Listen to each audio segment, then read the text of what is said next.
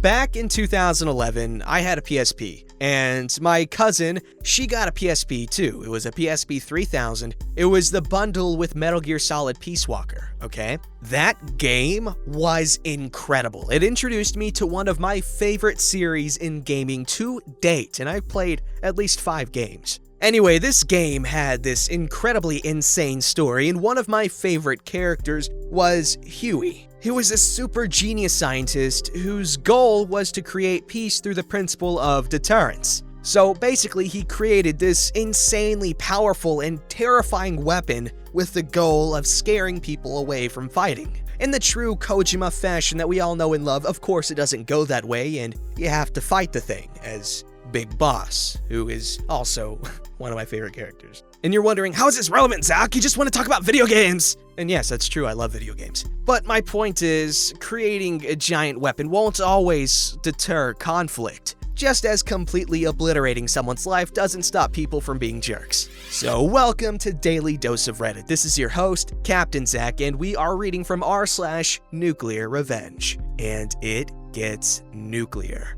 Alright, this story's called, I didn't give my twin brother my kidney because he had an affair with my girlfriend and then outed me as bisexual. I was told to post my story here and figured this was my revenge cast. Fake names for obvious reasons. There's me, Ryan, or OP, brother Sebastian, mom, dad, sister Jane, best friend Isaac, cousin Kai, backstabbing cow, girlfriend, and husband Daniel. I, Ryan, and my twin brother Sebastian have never ever been close. In fact, he made my life hell growing up, and my parents didn't help by playing favorites, getting him better stuff on our birthday, only going to see films he liked at the cinema, and giving him extra money for housework despite us doing the same amount of work. He would always put me down, belittle me, bully me with his friends at school, break my stuff, and his, then blame me, and was just a pain in general. Growing up, the only people I knew to rely on was my older sister Jane, my cousin Kai, and best friend Isaac, who all knew what an awful person my brother was. Anyway, cut to when I was 17, and I had my first girlfriend, someone I loved very much. We didn't have sex because she wanted to wait till her 18th birthday to lose her virginity. But it turns out that she was having an affair with my brother behind my back for half the time we were together and only got caught when it was revealed she was pregnant. I was crushed. She knew how much I hated my brother, and she saw some of the awful things he did to me, but she still went and did that. Cheating is bad enough, but to do it with him, of all people, I punched him in the face and broke his nose and made him lose a tooth. But according to my parents, I'm the one in the wrong, and now we have to help this girl who is carrying my brother's child and have to help support them. My brother then said he had no intention of being a father and told my girlfriend to get a get out of baby card. She then ran out of town and I never saw her again. Don't know if she had the baby or got out of baby card. All I know was that she was gone, and my folks were still praising my brother as the golden child. I was still the black sheep and failure, as usual. Another year goes past, and me and my brother still despise each other, but I had started dating again.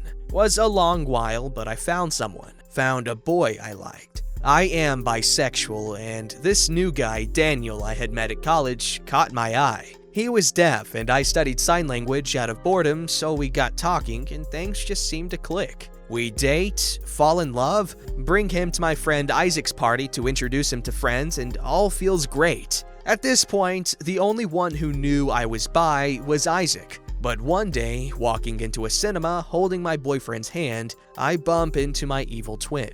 He points, laughs, and says some homophobic remarks. I tell him to go love himself and go see a movie with my arm around my boyfriend. When I got home after dropping my boyfriend home, I knew I'd be facing something as I walked through the front door. I saw both my parents on the sofa, my mother crying about how on earth could she have given birth to someone so disgusting. Was it too much to hope she saw the light and was talking about my brother? But nope.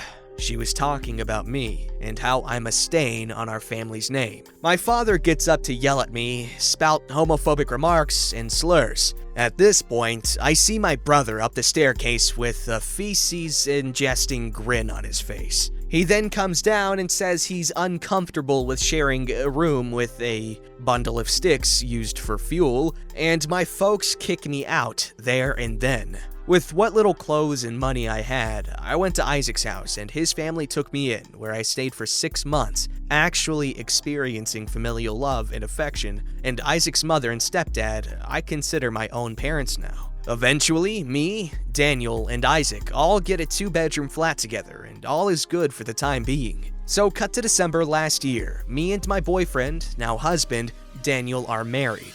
Isaac was my best man, my sister and cousin Kai walked me down the aisle. I have a brilliant job in graphic design, have my own house by the sea, and life has never been better. However, I got a call from my sister that my brother was in the hospital. I hadn't thought about him that much over the 9-year period since I was kicked out, but being reminded of his existence brought up a lot of painful memories for me. I was told by my sister that Sebastian wanted to see me and that it was urgent. So I went to the hospital he was in and met my sister outside the front entrance. I ask her what this is all about, but she doesn't tell me, and that I need to ask my twin. So I arrive to where my brother is, who has my parents at his side, and my folks actually look happy to see me, as if what they did to me hadn't happened, and Sebastian also looked really pleased to see me. It's safe to say something was off. Eventually, I ask what's going on and why was I even here, to which my brother tells the family to leave us two alone.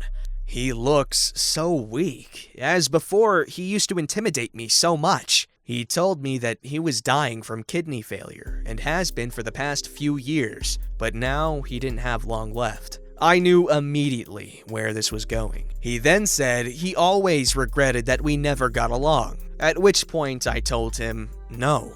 He looked confused and asked what I was on about, so I simply told him I wasn't going to donate my kidney to save him. He looked as if I had just crapped in his food. He then went on about how bad the situation was and that he was really sorry for all the things we did to each other growing up. Like, excuse me? We did to each other? I told him that I just wanted a brother growing up that cared and loved me, who wouldn't try and break me every day for 18 years. He then called in our mom and dad and told them that I wasn't going to give up my kidney. They then started to spout off that I owed them for my existence and that I have a duty to look after family. I asked them where that duty was when they kicked me out of the house, or where that duty was every time my brother gave me a black eye, or their duty was to look after their grandchild when Sebastian decided he didn't want to be a father. I said for all the things he's done, from outing me to having an affair with my girlfriend and abandoning his child,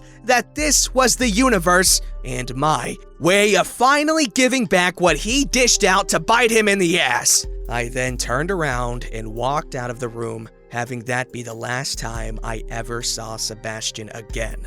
Not sure why he'd want a bundle of sticks used for fuel kidney anyway. I walked past my sister, who gave me a look. I gave her a look back, who then in turn gave me a look that said, I understand. After leaving the hospital, I felt as if a great weight had been taken off my shoulders. I went home and never looked back, pleased with my decision. Now, last week, I get a call from my sister calling to inform me that Sebastian had died. She asked if I was okay, and I said I was. That I didn't really feel anything, in all honesty. She said she understood to a degree, as Sebastian hadn't been all that kind to her over the years either. I had my husband and Isaac there to support me. Honestly, at this point, Isaac may as well be our adopted child, since he's living with us till this whole situation with the world is over. The next day, I was getting calls and texts from family members I hadn't spoken to in years, telling me that I'm going to hell for being a bad son, being a bad brother, and for being a bundle of sticks used for fuel, and that me and my husband don't deserve children. Hubby and I have been looking into adoption and surrogacy. This makes me second guess my choice of not giving my brother my kidney. Even in death, he's making things harder for me. I did wonder if I was a bad person and if I made the wrong decision, but I knew that if I was in that position, I would have been left for dead. Screw him. other bits of information that may clear things up. His renal failure was from living a hardcore lifestyle of drugs and alcohol. My folks and sister did get themselves tested to see if they're matches, and none of them were. I disowned them of being my family years ago, apart from Jane, so when I got married, I took my husband's last name and hyphened it with Isaac's last name, to which his folks were very pleased about. Some family, Kai's folks and my dad's brother, have actually called to see how I'm doing and say they don't judge me for what happened. Others, however, have continued with said abuse, whom I have now blocked. If he had been a good brother throughout my life, I'd have done it without a second thought. I'd have done the same for Jane, Kai, Isaac, and my husband, but I felt he didn't deserve it. It's unlikely I'll ever see my parents again, and I'll make sure my children will never meet them.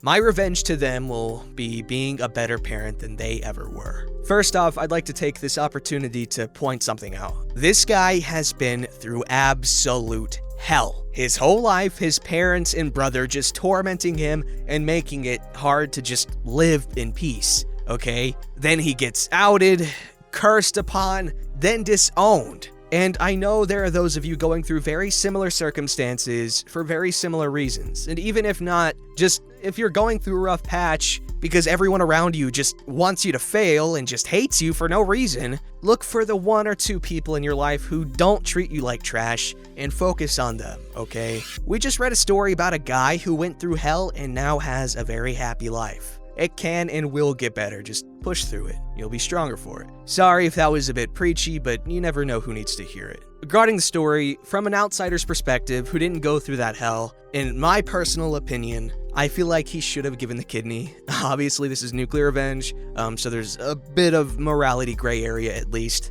Again, this is an outsider's perspective. I didn't go through what he did, but there's always potential for someone to change. Even if they don't freaking regret what they did to you, people can change, and it's events like that that can cause people to change. And if he doesn't, it's not your problem. It's their problem. You tried to help them. You gave them another chance, and if they throw their life away, that's on them. All right, that was a bit of word vomit. Moving on.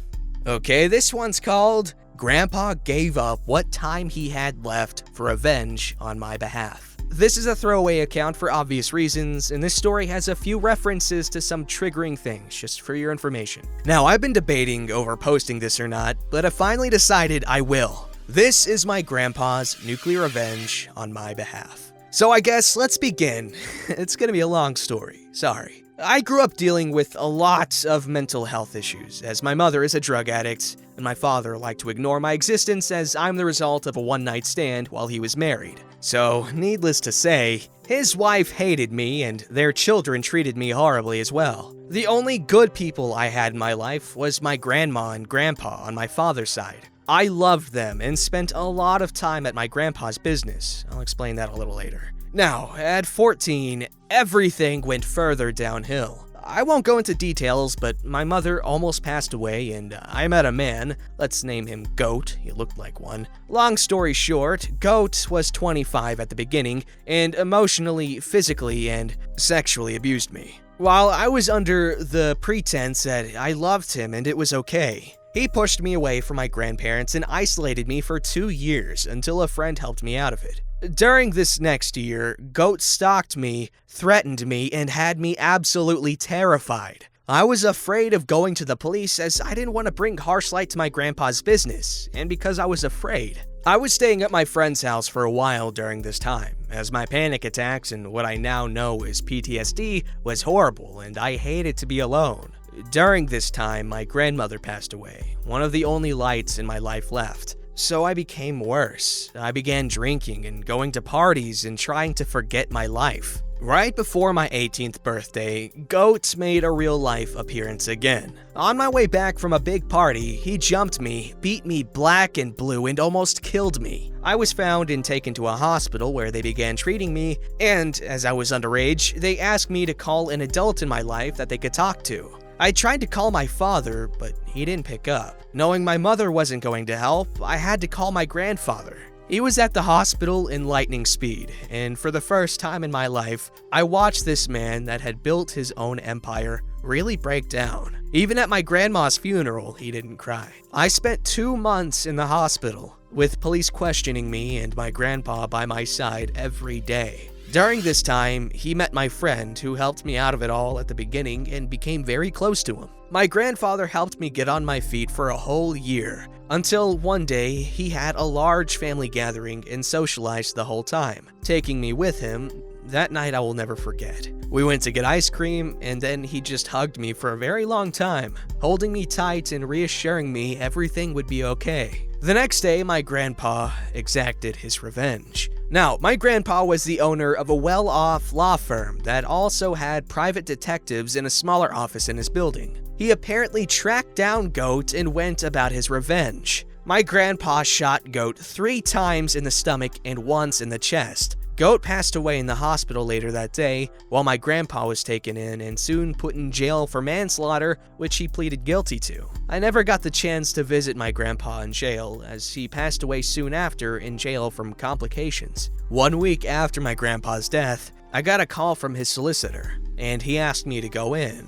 I was met with a lengthy letter from my grandpa, which was nothing but loving, and showed that he had found out that he had terminal lung cancer and wouldn't live much longer. But he couldn't happily leave me alone in this world without Goat being gone too. My grandpa left almost everything to me. At 20, I would inherit the law firm and could do as I pleased with it. And I inherited 95% of his savings, his house he lived in with grandma, and his other assets. In case anyone's interested, I turned 21 last week. I'm currently working at the law firm. My grandpa's secretary, now CEO, has taken over the important things in the building and makes most of the decisions. I spent half the money I was given in a locked savings fund for all of the younger family members to go to college when it's time. I cut all contact off with my father, who tried to steal money from me during the death arrangements of Grandpa. My friend mentioned earlier in the story is now my fiancé, and we are getting married next summer. I'm still suffering from PTSD and depression, but it's getting better every day. I'm in therapy for my PTSD treatment. I got a tattoo for my grandma and grandpa on my back of 2 lions protecting a cub. I also opened up a safe house for anyone going through abuse of any kind, no matter the race, gender, or age. I'm trying to help anyone I can in that situation. Besides for what I put away for later in life, I'm also thinking of opening up the bakery I always wanted and employing the people that need the job and help the most, but I'm unsure at the moment about that. My grandpa and grandma were a godsend, and to this day I miss them greatly. But I know I couldn't have changed the stubborn old man's mind even if I tried. Man, we are getting some good stories today. I need a minute to emotionally process this story because, goodness gracious, some of that was really sweet, some of that was really sad, and I am really sorry for all these freaking horrible experiences these people are going through. It's fantastic that OP here is using the money in a way to help others. I don't know what else to say. Good grandpa. Rest in peace, grandpa and grandma. It's sad. That's sad. All I have to say is don't ever be scared to ask for help. Someone will help you. Someone. I'll SpongeBob laugh for levity. I needed something. Like, that was more for me than for you. Don't forget to like, subscribe, and hit that bell to never miss an episode.